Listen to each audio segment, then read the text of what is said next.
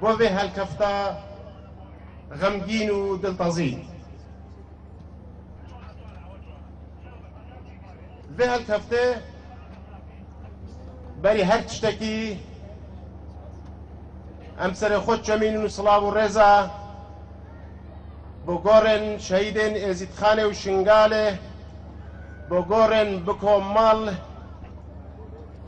بۆ şehîdên Hêza Pêşmergeya Kurdistanê û şervanê Êzîdxanê û şervanê PKK û YPG û her kesekî çek hilgirtî û berxwedan kirî û berevانî Şingalê û axa Şingalê û ke beşekî giring ji Kurdistanê kirî. Silav û rêz بۆ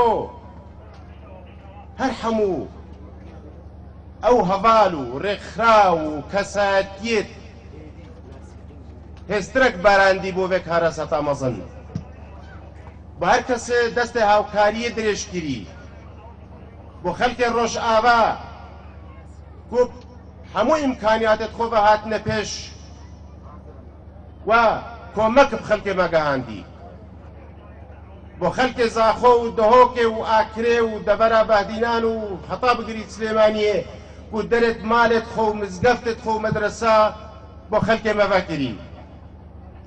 دیارم وەسات بینین نقطەکە گۆڕانکاریە و تەحملێ بوو تەحولێ بوو بۆ ئینتیمائێ بۆ وڵاتی بۆ مەسەلا نەتەوایەتی کوت وێ دەرفەتە بەرتەنگدا شیان پانا خەلکێ مەبێن و خەلکێ شنگارە بێن. ئەم ببینین کەمتر خەمیەک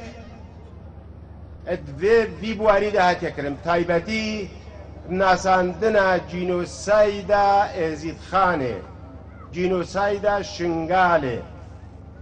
Rastekar ji aliyê hikûmetê ve hatiye kirin lê bi rastî jî wek pêwîst nîne، ne li hikûmeta Herêma Kurdistanê we ne li Bexdayê jî.